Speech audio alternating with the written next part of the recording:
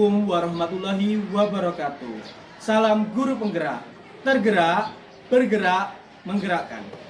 Bapak dan Ibu guru hebat, perkenalkan nama saya Dedi Istiawan, calon guru penggerak Angkatan 8 dari Kabupaten Rembang. Pada kesempatan kali ini, saya akan melakukan wawancara dengan kepala sekolah sebagai tugas demonstrasi kontekstual modul 3.1 tentang pengambilan keputusan dengan nilai-nilai kebajikan sebagai seorang pemimpin. Selamat menyaksikan.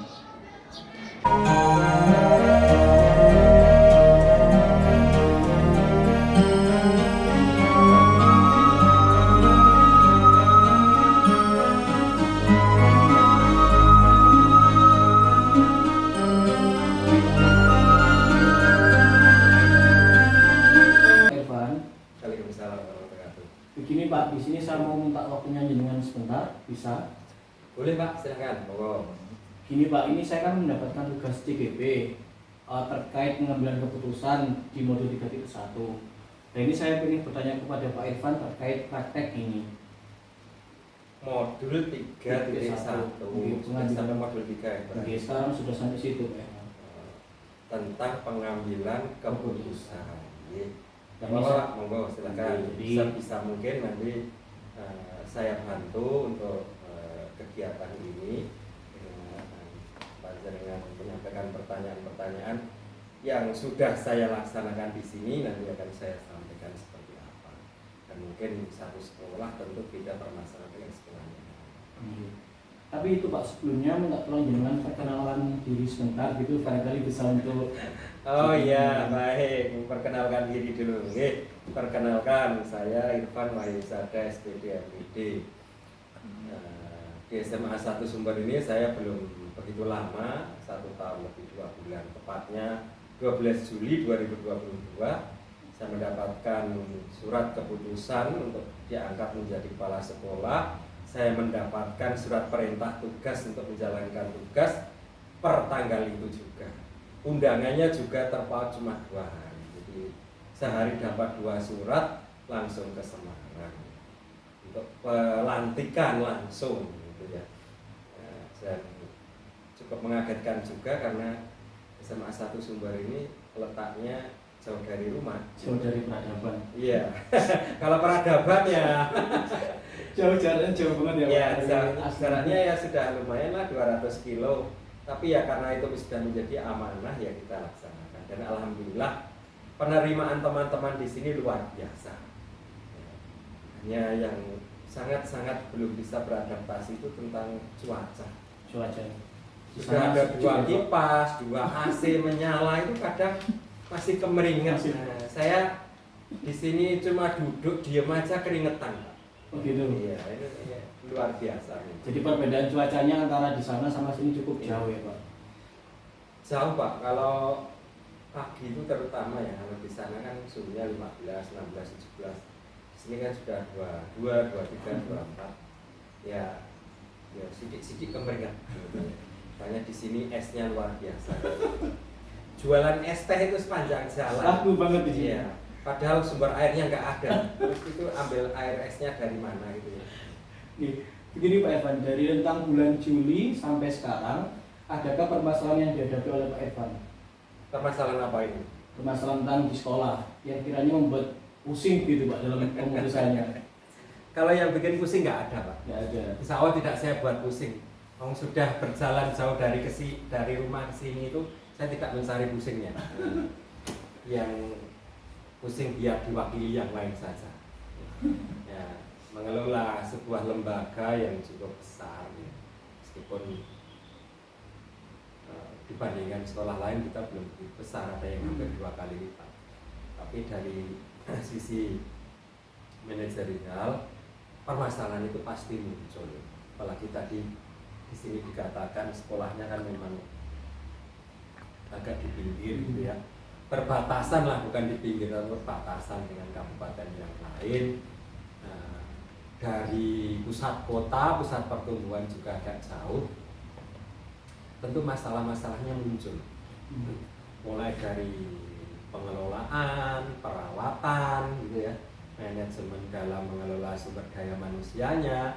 Ini ada problem-problem. Nah, di awal kedatangan kita adakan orientasi lah. Ya, melihat permasalahan yang ada dari situ, kita taplingkan berbagai permasalahan. Yang paling krusial itu di sini sepertinya Sarpras yang memang sudah terkenal sekolah yang gratis sebelum digratiskan oleh pemerintah. Kan sudah gratis dulu. Ya, di sekolahnya itu terkesannya kurang perawatan, bukan kurang ya, tidak pernah ada perawatan katanya begitu, karena biayanya habis untuk operasional yang lain. Nah, sambutan awal ketika saya datang ke sini itu atapnya itu pada Banyak yang jatuh, di plafonnya itu kernitnya itu pada jatuh. sudah banyak yang Nah, ketika hadir sekian hari sudah langsung rehab untuk plafon yang ada di depan itu di bidang Sarpras, karena memang dananya minim, dana bos untuk operasional, untuk perawatan hanya berapa persen, sangat-sangat terbatas, hanya sekian gedung yang bisa diselesaikan dengan dana sekian. itu. Nah, kemudian untuk permasalahan yang lain, misalnya di bidang kesiswaan, tadi saya sampaikan dengan orang tua siswa, kalau sekolah ini kan memang tidak ada pungutan.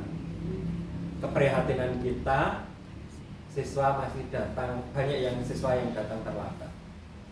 Kemudian setelah masuk ke kelas, tampaknya di luar lingkungan sekolah ini lebih menarik bagi mereka. Ketika istirahat, mereka keluar dan baliknya belakangan. Karena keluarnya meskipun di depan sudah ada satpam, keluarnya bisa lewat manapun. Pintu yang lain, ya. celah yang lain. Kalau Doraemon kan tinggal mengeluarkan pintunya gitu lewat ke sana. Kalau di sini nggak usah dikeluarkan pintu ajaibnya, dari sana sudah sampai kemana tujuannya. Ya sama dengan di kota Semarang, kita namanya Lawang Sewu. Dari kanan bisa, dari kiri bisa. Kadang anak itu sudah dikasih tembok aja, tinggal lompat temboknya juga bisa. Nah, ini satu perhatian ketika saya hadir ke sini dan di kesiswaan minta Pak tembok sekolah. Nah, ini sedang kita upayakan. Kemudian permasalahan yang lain mungkin di bidang kurikulum. Ya. Tadi kan Sarpras sudah, siswa sudah. Kurikulum. Kalau di kurikulum berkaitan dengan ini Pak, yang agak krusial itu jam Pak. Jam. Ini kan kita itu jumlah kelasnya hanya 22. Jadi kalau dikalikan 2 baru 44. Kalau guru yang mengajar 2 jam itu baru satu guru yang satunya kurang. Kan belum 48 loh. Dan yang lain di mapel tertentu itu penumpukan guru di situ. Jadi tidak seimbang ya. Nah, tidak seimbang dengan jumlah jam dengan jumlah gurunya. Nah, ini jadi permasalahan tersendiri yang membutuhkan pemikiran yang panjang. Biar semuanya bisa tercover masuk ke sini, tidak ada yang sampai pindah ataupun keluar. Karena kalau sampai dipaksa pindah, saya dengar sekolah lain itu malah jadi permasalahan di belakang. Kasihan juga ya Pak, karena mereka sudah ada keluarga. Ya. Dikatkan kasihan juga kehidupan mereka. Jadi kita tetap memikirkan hajat hidup orang banyak. Kan di belakang bapak sebagai kepala keluarga yang bekerja di sini ada ibunya, ada putra-putranya yang menggantungkan nasibnya pada gaji bapak ini. Sehingga kita tidak serta-merta cut begitu saja ketika tidak ada jalan. Kita carikan solusi-solusi bagaimana permasalahan itu bisa terselesaikan. Ya gini Pak, di modul yang saya pelajari di PGP gitu Pak, itu ada 2 macam dilema Pak Ivan. Yang pertama ada dilema etika, yaitu benar lawan benar. Terus ada yang kedua itu namanya bujukan moral, itu benar lawan salah. Nah, dari uraian kasus yang jenengan sampaikan tadi, kira-kira mana yang masuk dilema etika, mana yang masuk bujukan moral? Oh gitu ya. Jadi dalam pengambilan keputusan itu tingkat keputusannya itu bisa dikatakan sebagai bujukan moral sama dilema etika. Kalau itu nilai-nilai yang terkandungnya benar lawan benar, maka itu masuk pada dilema etika. Tapi kalau benar lawan salah, masuk bujukan moral. Ya, kalau di sini lebih ke dilema etika ya. Kalau bujukan moral itu kan kecenderungannya salah. Kalau salah itu biasanya berkait dengan hukum. Apalagi yang penggunaan uang gitu ya, misalnya dana bos itu malah untuk makan-makan kepala sekolah dan timnya itu ya. Setiap Jumat di warung mana pindah-pindah. Nanti SPJ-nya jalan, tapi itu masuk pada contoh lain ada dana sisa kegiatan dipakai untuk apa? Nah itu kalau dipakainya tidak untuk kegiatan di sekolah kan jelas itu melanggar. Jadi itu masuk pada bujukan karena salah gitu. Ya karena salah. Kalau yang dilema etika itu berarti benar lawan benar. Ketika ada permasalahan guru kurang jam. Ya. Karena sebenarnya guru itu kurang jam karena keuangan sekolah perlu saya sampaikan Pak Dedi. Jadi di tahun anggaran ini kita itu BOP-nya hanya bisa menggaji GTT itu 11 bulan Pak. 11 bulan saja ya Pak? 11 bulan saja. Sisanya? Nah terus sisanya yang 1 bulan itu kita mau gaji pakai apa? Iya. Nah untuk mensolusi itu yang kita buat agar mereka para GTT itu tetap di sini, tidak keluar, tapi keuangan yang ada di sini cukup. Itu kita membuat solusi itu. Jadi kira-kira strateginya tadi gimana Pak untuk menyelesaikan masalah pembagian jam? Jadi agar si GTT itu tidak pergi dari SMA Sumber, karena bagaimanapun kan apa tenaga mereka tetap kita butuhkan ya di sini. Nah kira-kira strateginya Pak Irfan dalam menyelesaikan kasus itu bagaimana? GTT ini kan termasuk aset juga. Betul. Harus kita pelihara, kita openi gitu ya. Karena bagaimanapun juga mereka ini kan sudah berjasa juga untuk kemajuan sekolah kita. Nah, strategi yang kita terapkan ini kita dalam membagi jamnya agar mereka tetap di sini dan keuangannya mencukupi, maka dari GTT ini kita kurangi jamnya. Dikurangi jam, diberikan kepada PNS. Nah kita upayakan juga strategi lain, PNS itu kita upayakan untuk jadwalkan. Ya teman-teman yang GTT ini biar tetap dapat jam yang lumayan. Kalau mereka jamnya dikurangi drastis kan ya kasihan. Gajinya berkurang itu kan jadi apa tadi dikatakan sebagai hajat hidupnya itu malah menurun. Itu kan nanti yang biasanya gaji itu kan standarnya sekian, kalau kebutuhan hidup itu kan udah untuk ini kan udah diploting semua. Sementara kalau gajinya turun kan mesti ada elemen-elemen yang tidak tercukupi atau bahkan tidak bisa dicukupi. Nah, kita menstrategikan bagaimana teman-teman gitu tadi tetap ada di sini ya.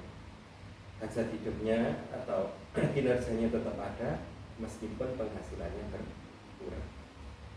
Berarti Pak Irfan apa ya, memaksimalkan potensi yang ASN dulu ya Pak? Iya. Jamnya dimaksimalkan, kemudian mengurangi jam si GTT itu. Ya, itu maksimalkan asetnya di ASN. Penambahan jam yang dimiliki oleh ASN. Nah kira-kira Pak, dari pengambilan keputusan itu tantangan apa Pak yang biasanya muncul di lingkup SMA Sumber itu sendiri? Tantangan utama di sini kan berkaitan dengan keuangan. Yang Sarpras Stadion, duitnya nopo. Yang GTT itu mau bayari duitnya kurang, gitu ya. Kan tantangannya seputar keuangan. Nah, yang paling menantang adalah ketika kita membuat kebijakan harus menurunkan upah atau gaji seorang guru. Pak Diki bisa bayangkan, dia punya putra 2, punya istri, rumahnya ya seperti itu, dengan gaji yang pas-pasan, tiba-tiba kita harus membuat kebijakan menurunkan jam. jamnya dikurangi kan otomatis gajinya berkurang. Ada tunjangan ya Pak, misalkan mereka ngajarnya full sama 24 jam? Nah kalau mereka full 24 itu gajinya UMK plus 5%. Tapi kalau tidak sampai 24 jam plus 5%-nya tidak ada dan hanya hitungan jumlah jamnya jamnya saja ya, jadi mereka tidak dapat tunjangan seperti itu selainnya. Nah ketika itu terjadi, itu memang terjadi Pak di sini. Jadi tantangan paling hebat yang kita hadapi adalah menyampaikan kepada beliaunya bahwa gaji beliau itu turun. Ini makan hatilah Pak, namanya dilema itu. Ada protes nggak Pak dari mereka yang Ya, protesnya protes Pak, tapi tidak diutarakan langsung. cuma di belakang. Ya, mereka di belakang pun hanya mungkin menyampaikan kepada yang mereka kenal saja. Kalau langsung kepada ini kan, sebenarnya dilema juga. Mereka itu tahu situasi kondisi, paham, Ya. gitu ya. Jadi dengan keuangan sekolah kan kita terbuka. Mereka juga ikut menilai yang ada di sekolah itu seperti ini. Sehingga kalau kondisinya seperti ini ya mau tidak mau harus seperti ini, mereka manut lah gitu. Jadi dijelaskan kalau memang keadaan sekolah sedang terbatas ya pasti mereka tahu sendiri Iya. dengan komunikasi. Sama-sama aset sekolah itu kita buka adanya seperti ini, seperti apa. Tapi tantangan terberat ya di masalah cuan. Semua butuh cuan. Iya, pakai yen itu ya nono duitnya wis ora masalah. Ya ora ya wis piye meneh. Ya begini Pak, tadi dalam mengambil sebuah keputusan, nah kira-kira Pak Evan membutuhkan waktu atau momen tertentu tidak Pak? Agar misalkan ada masalah A, jadi waktunya kapan untuk menyelesaikan masalah itu? Tentu itu tidak bisa langsung diputuskan dengan serta-merta ya Pak. Kita kan sekolah negeri, jadi untuk sumber keuangan itu dananya dari pemerintah. Kita upayakan mereka tetap berada di sekolah, gajinya juga kita atur sedemikian rupa, dan kita sampai berupaya untuk dapat tambahan dana dari pemerintah dengan mengajukan tambahan kebutuhan kita untuk pembayaran itu. Tapi kan tidak serta-merta juga mereka ambil dari mana itu kan solusi yang pernah dilakukan 2 tahun yang lalu di sini itu kita mendapatkan hibah. Hibah itu ya bantuan serta-merta dari sekolah lain karena sekolah kita termiskin di Kabupaten Rembang gitu ya. Jadi dapat hibah dari SMA 1, 2, 3, sekolah-sekolah lain itu pada urunan bantu kita. Urunan untuk menyantuni menyantuni guru-guru. Hingga ya seperti itulah, maka kalau teman-teman GTT kok terus gajinya agak berkurang, mereka juga sudah maklum sih. Karena tahun kemarin sudah dibantu dari sekolah-sekolah lain. Nah kebetulan tahun ini sekolah lain juga defisit. Jadi sama-sama defisit. Sama-sama. Terus yang bantu siapa gitu Pak? Betul, nah kita upayakan untuk ke Cabdi. Nanti kita tunggu perubahannya seperti apa. Ini Pak, kira-kira dari bulan Juli sampai sekarang kan Pak Evan sudah mengalami beberapa masalah. Nah kira-kira apa yang bisa dipetik dari masalah-masalah itu? Kalau yang bisa kita petik dari masalah yang ada itu dalam penyelesaian permasalahan, kita tidak bisa sendiri Pak. Kita perlu berkomunikasi, bekerja sama dengan berbagai pihak yang terlibat, sehingga dalam mengambil keputusan itu tidak mendapatkan pertentangan, tidak mendapatkan penolakan, tidak mendapatkan kontra dari yang kita ambil keputusan. Teman-teman GTT kita dudukkan, PNS kita dudukkan, kita ngobrol bersama. Ini loh kondisi sekolah kita seperti ini. Kalau mereka masih mau menuntut, coba panjenengan kalau jadi saya, posisi saya seperti ini, solusi apa yang panjenengan bisa berikan untuk sekolah yang terbaik? Akhirnya ya kalau yang seperti itu sama-sama menyadari, menerima. Meskipun di awal itu kadang kan berat ya. Namanya gaji itu kan dari sekian puluh tahun kan pelan-pelan tapi kan naik. Harusnya naik. Ini tiba-tiba di tengah-tengah malah turun. Ini tantangan terberat yang mana adalah memotivasi mereka agar tetap bisa terus bekerja sama, nyaman, aman untuk bekerja. Dan tidak malah menggembosi semangat mereka. Iya, betul. Jadi ini tantangan tersendiri bagi SMA Sumber berkaitan dengan keuangan untuk memajukan sekolah dari berbagai apa ya, berbagai bidang yang ada. Sarpras ya urusan yang keuangan gitu ya, bukan kurikulum ujung-ujungnya kok yang duit gitu ya. Yang kesiswaan juga sama. Wah, ini salah satu ya kalau yang kesiswaan itu. Kalau memang yang lain memang kesiswaan itu lebih banyak ke arah pemberian contoh, keteladan. Jadi itu yang bisa kita petik Pak dalam mengambil keputusan untuk baik itu yang dilema etika maupun rujukan moral, biar kita tidak salah langkah, kita perlu berkomunikasi, bekerja sama dengan pihak-pihak yang terkait sehingga keputusan yang diambil itu bisa maksimal, melegakan semua dan bisa diterima. Jadi dengan intinya dengan berkomunikasi ya Pak. Dengan berkomunikasi, insya Allah kita akan mendapatkan solusi yang paling solutif ya terkait gitu. Ya mohon Pak, begitu dulu. Terima kasih atas waktunya sudah membantu saya dalam menyelesaikan tugas ini. Semoga dalam mengikuti CGP ini saya dapat mendapatkan ilmu yang waktu kuliah tidak mendapatkan, akhirnya mendapatkan ilmu baru waktu mengikuti CGP. Dan semoga juga ilmu yang saya pelajari dapat berguna bagi SMA Sumber. Ini Pak, monggo nanti pembelajaran yang ada panjenengan bisa serap gitu ya. Yang paling pokok nanti ilmu yang ada itu diterapkan.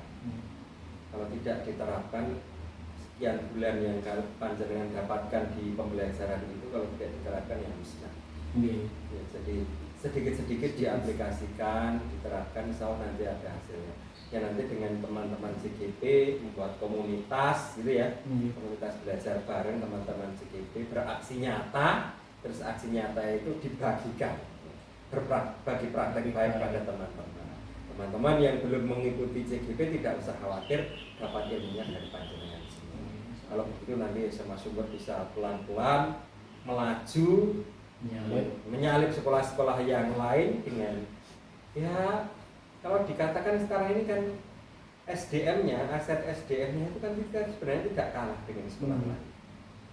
Ya, kok permasalahannya kalau hanya uang-uang itu saya kira ya tidak melulu tentang uang. Iya, nanti kita pelan-pelan insya Allah SMA Sumber ini kalau ada kepedulian ya terutama dari kita semuanya, SMA Sumber akan menjadi lebih baik, lebih maju, lebih berkembang. Nah, bisa mengungguli dari sekolah-sekolah lain di sekitar.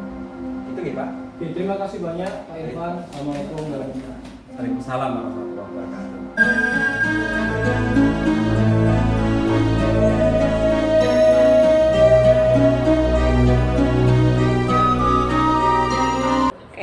Assalamualaikum Pak Edi. Ya, waalaikumsalam. Selamat sore. Selamat sore. Gimana kabarnya Pak hari ini? Alhamdulillah baik.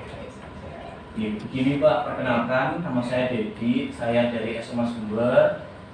Saya CGP angkatan 6 Pak.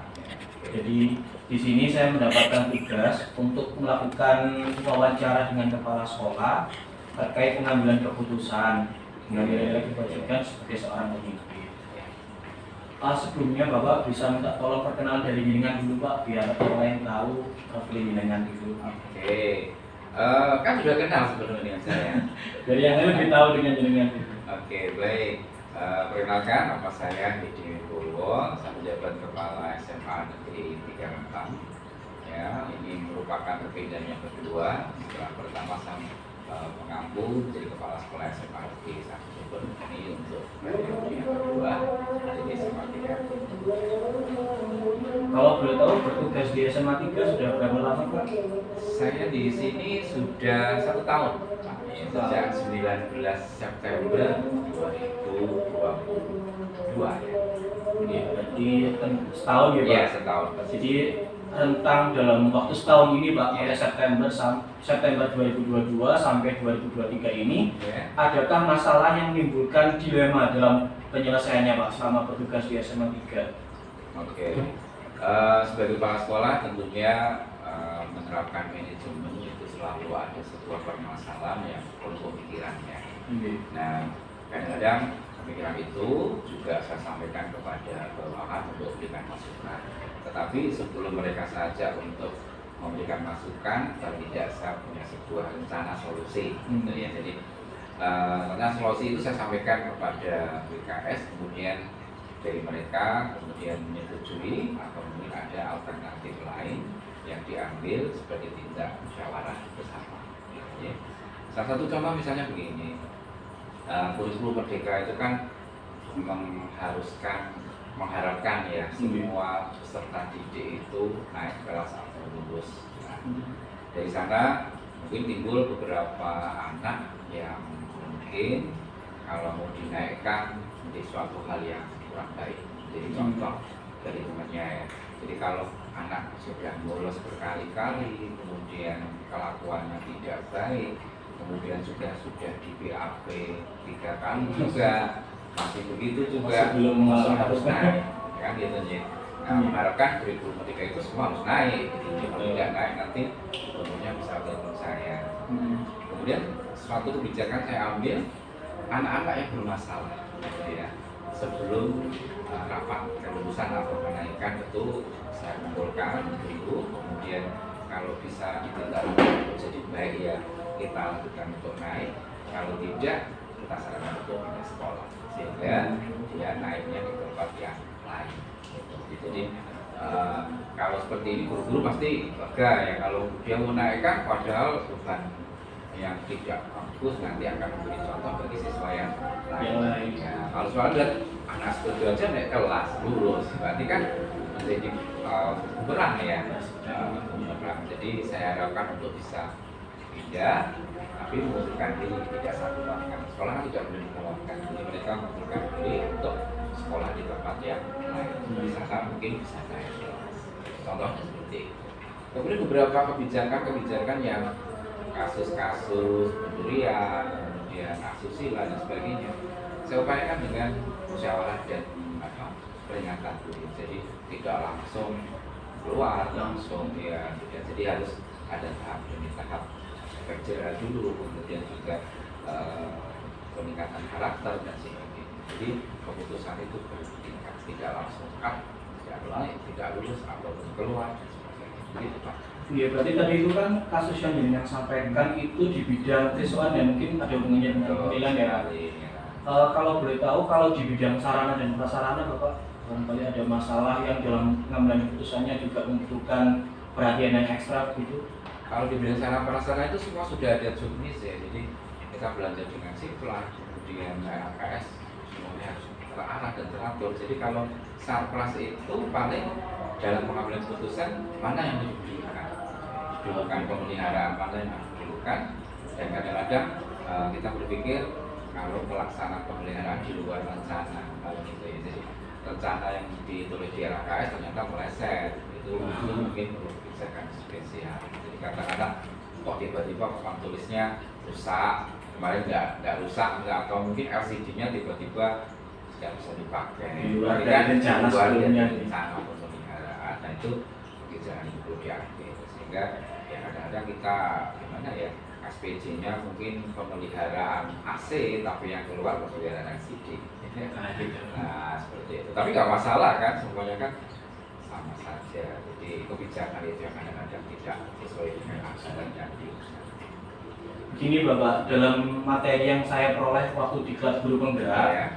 tentang pengambilan keputusan itu ada 2 dilema Bapak. Yeah. Yang pertama itu namanya dilema etika, itu pengambilan keputusan benar melawan benar. Yeah. Yang kedua itu namanya bujukan moral, jadi segala sesuatu yang benar lawan salah. Nah, dari yang jenengan sampaikan tadi, itu kira-kira kasus yang terkait dengan dilema etika itu yang mana Pak?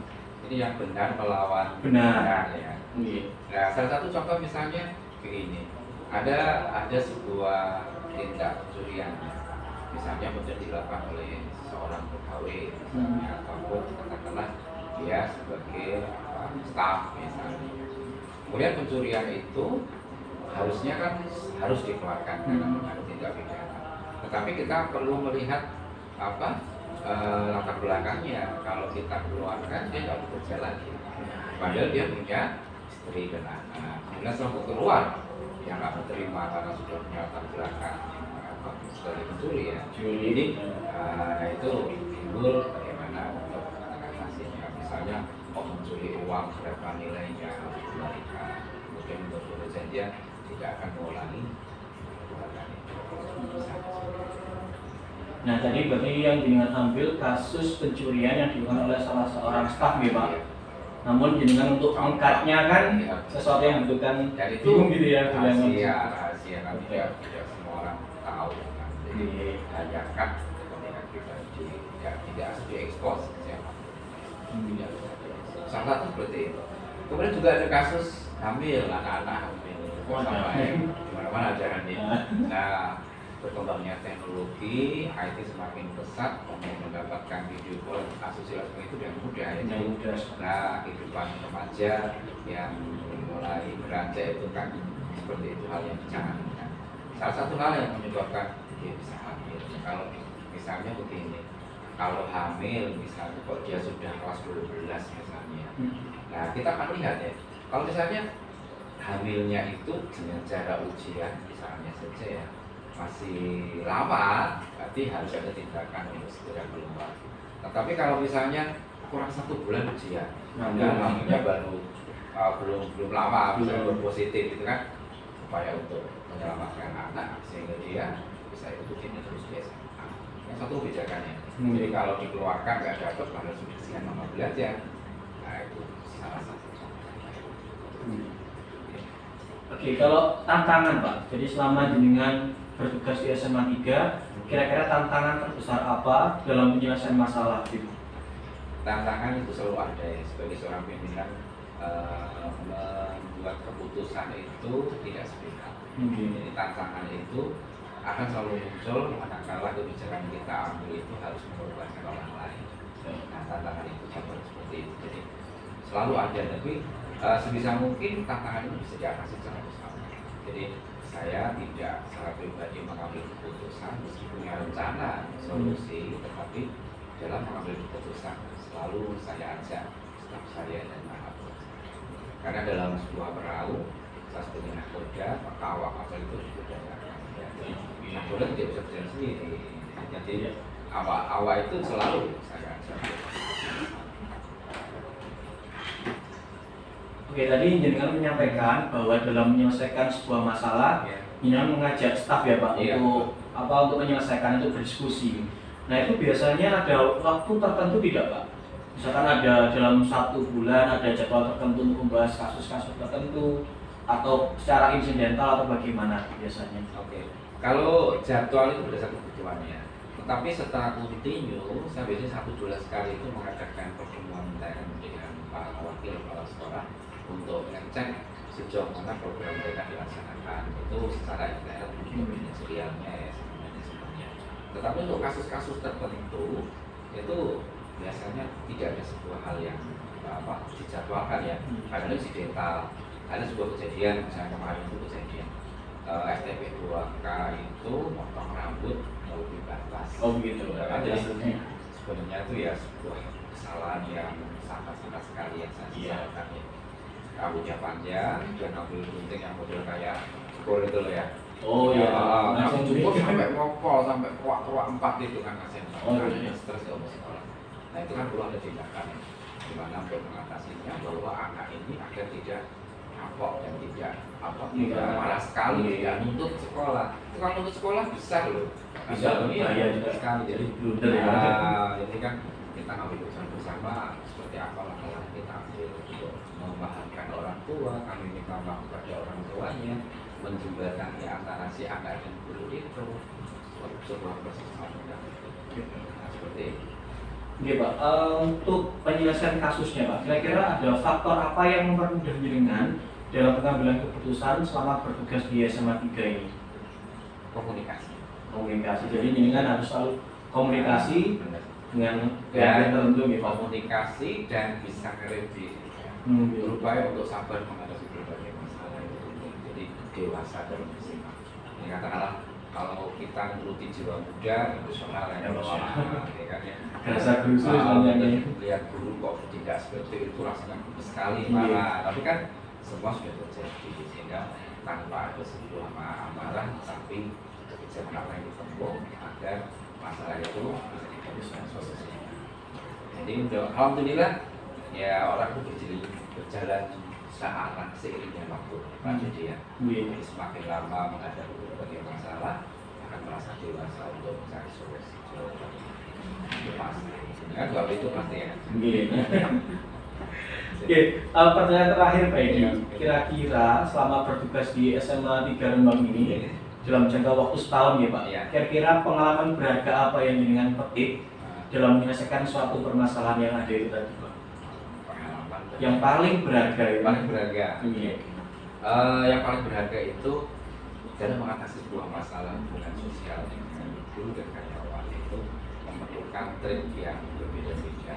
Harus menyelami antara jiwa satu dengan jiwa yang lain. Katakanlah, ada guru yang malas cara menerima, ada kakak usaha yang malas datang sempat terlambat. Nah itu pengalaman di sini saya terapkan ngomong berbagai orang itu yang pasti harus bareng-bareng di dalam mengambil keputusan. Saya tidak selalu mengandalkan pendapat pribadi. Ya, itu yang pengalaman yang paling banyak di sini juga saya dapatkan pengalaman pribadi yang saya peroleh juga pendapat pribadi itu didapatkan segera. Jadi harus ikut atau bersama-sama untuk rembukan dengan pasangan yang lain. Saya rasa kalau rembukan dengan orang lain itu mendapatkan rasa jawaban yang sama. Dan yang banyak pengalaman di sini pemberdayaan yang saya lakukan pada semua orang ternyata berbuah banyak. Jadi melibatkan pihak-pihak tertentu untuk menyelesaikan menjalankan visi dan misi yang ada di sekolah. Jadi saya nggak bisa berbuat apa-apa tanpa kerja mereka. Jadi di balik kesuksesan saya itu pada orang itu saya katakan harus diatur. Tapi porsi saya ya memberdayakan, kemudian juga memotivasi, menggerakkan dan itu semua Ya. Ini kurang lebih itu Pak Edi, terima kasih banyak sudah meluangkan waktunya untuk diskusi dengan saya. Sangat seru sekali Pak Edi. Saya mendapatkan cara pandang yang cukup menarik dalam menyelesaikan sebuah masalah, terutama di SMA 3 Rembang ya Pak Edi. Jadi kalau dalam skalanya kan jenengan dulu bertugas di Sumber, sekarang di SMA 3 pasti kan karakternya beda juga. Jadi jenengan pasti punya cara tertentu untuk menyelesaikannya. Kalau dulu sekolah kecil sekarang udah besar. Amin. Muridnya aja Sekarang 1456. Rombelnya ada berapa Pak? Ada 30 kelas. 30 ya. Ini ada 85 sekarang. Pasti SDM-nya mempunyai karakter yang berbeda ya Pak. Tapi ya, itu aja yang disampaikan. Terima kasih Pak Edi atas waktunya. Semoga saya bisa menerapkan ilmu yang saya pelajari selama di KCBP untuk kebaikan teman-teman yang ada di SMA Sumber. Terima kasih ya Pak. Ya, sukses untuk Pak Didi, selamat sebagai guru penggerak ya. Terima kasih Pak Edi. Assalamualaikum.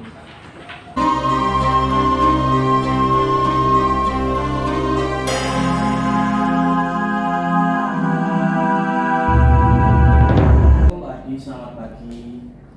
Waalaikumsalam warahmatullahi wabarakatuh. Gimana kabarnya Pak? Baik, alhamdulillah.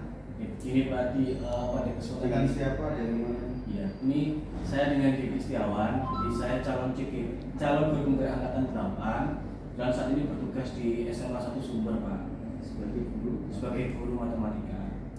Nah ini pada kesempatan kali ini saya minta waktunya dengan sedikit untuk melakukan wawancara terkait tugas yang ada dalam PGB Pak, mengambil keputusan dengan nilai dibagikan sebagai seorang pemimpin. Gitu. Nah ini sebelum wawancara dimulai saya minta tolong kepada Pak Hadi untuk melakukan perkenalan sedikit Bapak. Tadi sudah. Perkenalannya dengan sendiri, nanti biar yang lain mengetahui profilnya dengan sedikit. Nama Sudardi, saya asli dari Desa Sumber, Tempat Sidoarjo. Sekolah itu saya dulu SD di SD Sumber, SMP-nya SMP 1 Rembang, lalu sekolah pendidikan guru Rembang, sekarang SMA 3 Rembang, lalu S1 di Universitas Patimura Ambon, tahun 94, lalu S2 Dinas Semarang terus 2009. Saya mengajar pertama kali di sekolah ini SMA 2 Rembang sebagai guru tidak tetap tahun 96 sampai 98, kemudian menjadi guru PNS di SMA 3 Sumber. Saya mengajar Sampai dengan tahun 2011 karena 2011 Agustus saya lulus tes sekolah-sekolah di sana sampai tahun 2019. November, September 19 sampai sekarang dipindahkan ke Surabaya. Iya Pak, selama dalam kurun waktu itu, terutama waktu bertugas di SMA 2 Rembang Bapak, kira-kira ada masalah yang membutuhkan tantangan khusus tidak Pak dalam penyelesaiannya? Sebagai guru atau Sebagai kepala sekolah di SMA 2 Rembang ini? Ya, semua hal itu pasti ada tantangannya. Sekarang yang ada ingin gali masalah apa?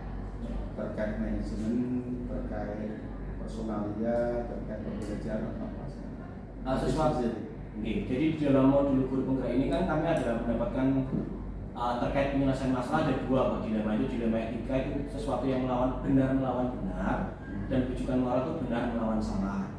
Nah, kira-kira masalah yang terkait dengan dua-duanya itu Pak, yang dilema etika itu masalahnya seperti apa, dan yang rujukan moral itu seperti apa? Baik, kedua hal itu baik antara yang benar dan salah maupun antara yang benar dengan benar atau bahkan salah dengan salah. Ini pengalaman saya itu tidak bisa disikapi secara tertutup.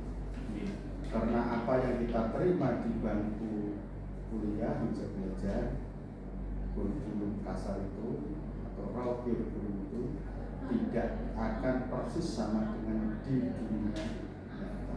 Contoh kasus terakhir yang saya alami sebagai Rembang menghadapi anak bermasalah, tidak tertib, kemudian satu sisi para guru ingin mereka dikeluarkan dengan berbagai alasan, sisi lain ada regulasi pemerintah yang harus dipastikan bahwa hak belajar setiap anak itu terjamin. Kasus kemarin yang terbaru itu anak hamil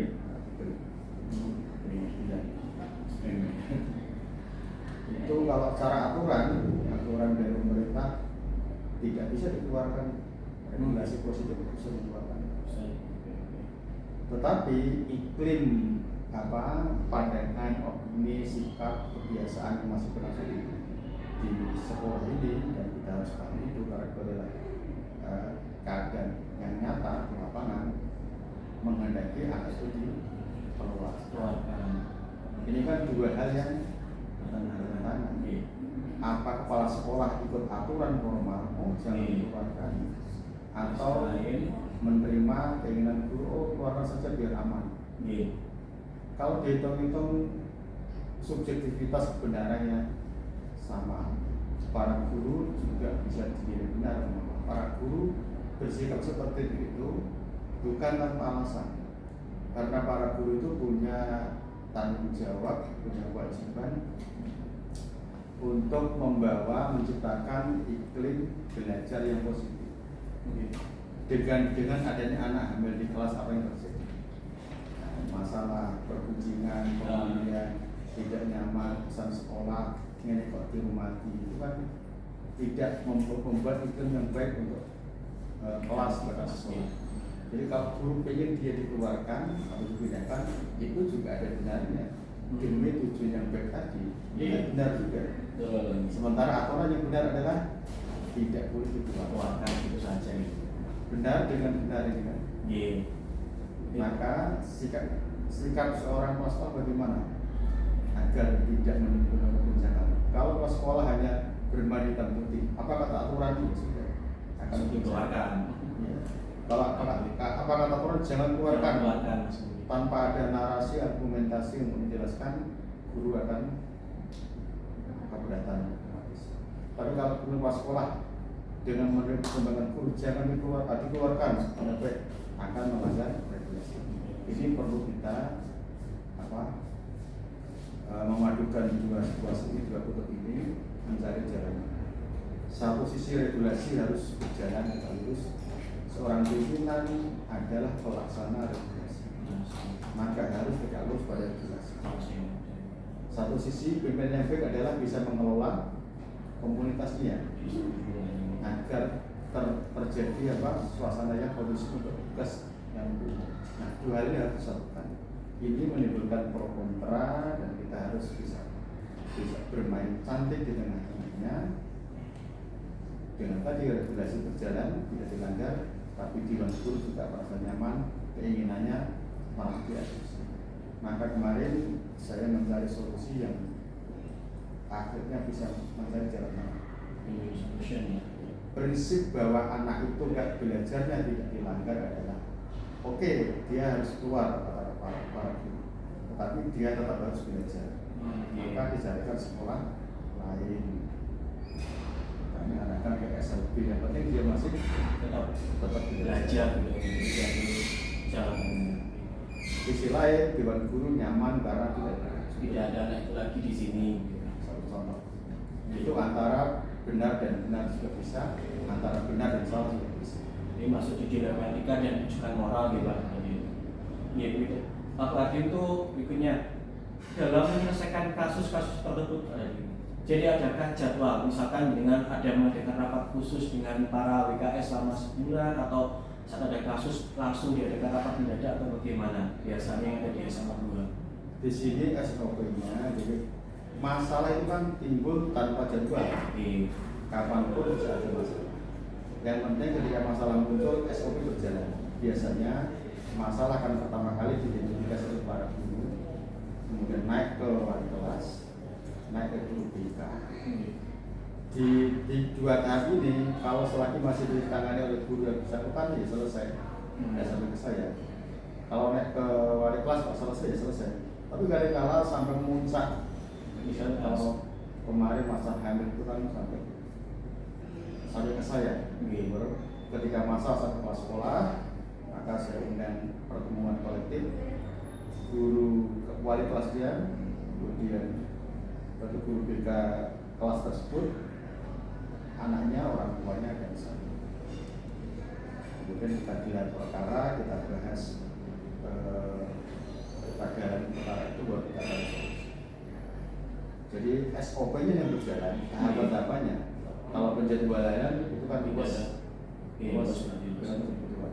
Kadang-kadang kita mengatakan harus sekian hari selesai, tidak bisa. Mengapa? Karena ada faktor lain, faktor kenyamanan dengan orang tertentu, faktor kesiapan mereka. Kita buat target, ternyata kita undang dari orang tuanya kan biasa. Target waktu itu kalau saya lupa, yang penting intensitas pemesahannya sesuai dengan standar source. Lagi tadi kan jenengan sudah memberikan pengalaman jenengan sama jadi guru di SMA Sumber, kemudian jadi kepala sekolah di SMA Sumber juga lumayan lama, kemudian dipindah tugaskan jadi kepala sekolah di SMA 2 Rembang. Nah, selama menjabat sebagai kepala sekolah itu Pak, di SMA 2 itu tantangan terbesar jenengan itu apa? Sekolah ini sekolah yang sudah cukup berumur, sudah mapan budaya belajarnya, iklim belajarnya, iklim sekolahnya sudah mapan, ngoyot istilahnya. Itu satu sisi ada positifnya. Kalau tradisi itu baik-baik, di sini yang penting adalah kekompakan para guru. Saya mengalami, merasakan dan akhirnya bisa membedakan. Saya di sini sebagai PTT dan sekarang sebagai kepala sekolah. Saya di Sumber sebagai guru dan kepala sekolah. Saya di Semak Rakyat sebagai kepala sekolah. Saya di SLB Rembang sebagai kepala sekolah. Dan saya kalau PKS bisa memantau sekolah-sekolah lain di Rembang. Dari data itu saya menilai iklim sosiologis pergaulan antar guru karyawan di sini, sikap perilaku dan bekerja itu bukan saya menyombongkan, memang lebih baik dibandingkan kekompakan, saling mendukung, kemudian ketaatan pada atasan itu saya nilai lebih baik dari yang lain. Bukan luas dengan data realistis saja dengan ini. Nah itu kan salah satu kultur yang sudah ngoyot terbentuk, yang positif, yang bagus. Tapi juga karena sudah ngoyot, sudah mengakar, maka sesuatu yang mengakar seperti jati ini harus besar, akarnya sudah fondasinya itu dijemput angin apa gampang? susah. Itu ketika saya harus membawa perubahan-perubahan baru terkait dengan regulasi baru, kurikulum merdeka, kemudian paradigma pembelajaran yang sekarang ini yang di bawah merdeka, diferensiasi pembelajaran terkait dengan paradigma perlakuan pada anak terkait seperti menyenangkan, itu kan iya, apalagi dulu di sini terkenal sekolah yang bangga dan diakui oleh kabupaten yang punya tradisi disiplin kelas dengan scoring. Anak telat kena skor 5 anak. Oh, ada poinnya ya. Kalau mencapai skor 1 harus keluar. Harusnya. Itu kan sudah ngoyot gitu. Untuk mengubah ke para pemain yang belajar dan menyenangkan, lebih ramah, tidak gampang merupakan, nanti saya harus berjuang keras. Jadi tantangannya seperti satu sisi kita menikmati sesuatu yang tertata rapi sudah berjalan, fasilitas sudah lengkap, jumlah warga yang besar, jaringan komunitas alumni yang kompak, itu positif. Satu sisi karena sudah kuat tadi, kalau pengen mengubah, perlu upaya lebih mudah sumber dulu tinggal Langsung. Iya, karena sama-sama ingin belajar dari awal. Ini kan sudah ngoyot. Itu salah satu gambarnya untuk hal itu. Oke Pak, kira-kira dalam pengambilan keputusan berarti kan lebih mudah ya Pak kalau di sini. Kira-kira faktornya apa Pak? Faktor-faktor yang membedakan saat dengan mengambil keputusan sama bertugas di Sumber dan di SMA 2 Rembang ini. Wah, kalau membandingkan secara begitu tidak baik ya, membandingkan lembaga. Iya. Nanti terjadi ada yang merasa Dipinggirkan, apa Iya. sih dirasakan ya. Jadi pertanyaannya dari yang lain, tapi arah sana saya itu. yang lain saja. Jadi kira-kira selama bertugas di SMA 2 Rembang ini pembelajaran apa yang dapat dengan petik dalam pengambilan suatu keputusan? Pembelajaran. Kalau di sini saya dulu mengubah di sekolah lain di timur sana dikerahkan 6 bulan saya bisa mengubah sistem terbuka dalam 6 bulan dari kondisi yang konon dulu tidak terbuka dalam 6 bulan pas terbuka bisa di SMP 6 bulan bisa terbuka bisa di Sumber 2 tahun karena saya kebetulan dari guru biasa tahu-tahu dari sekolah itu juga 2 tahun bisa. Di sini 3 tahun masih proses. Itu tantangannya. Karena yang banyak tadi perlu bersabar, perlu menunggu momen. Pasti akan ada momen ketika nanti mereka siap untuk menuju ke sana dan saya masuk cepat harus gila dengan berbagai macam karakteristik dan tempat gitu pastinya ada perbedaan sih. Itu dulu Pak Adi, terima kasih banyak atas waktu yang diberikan. Sharing yang cukup membuka wawasan saya Bapak terhadap pengambilan keputusan karena ada kaitannya dengan materi dalam program Guru Penggerak. Semoga dapat menyerap ilmu yang dengan berikan kepada saya dengan waktu yang singkat ini. Terima kasih Bapak. Mohon maaf kalau ada kekurangan dalam melakukan. bagus. Terima kasih Bapak. Semoga nanti lulus menjadi GP. Ingin karena harus belajar. Terima kasih Pak Adi. Assalamualaikum. Nanti saya pertanyaannya enggak atau beda?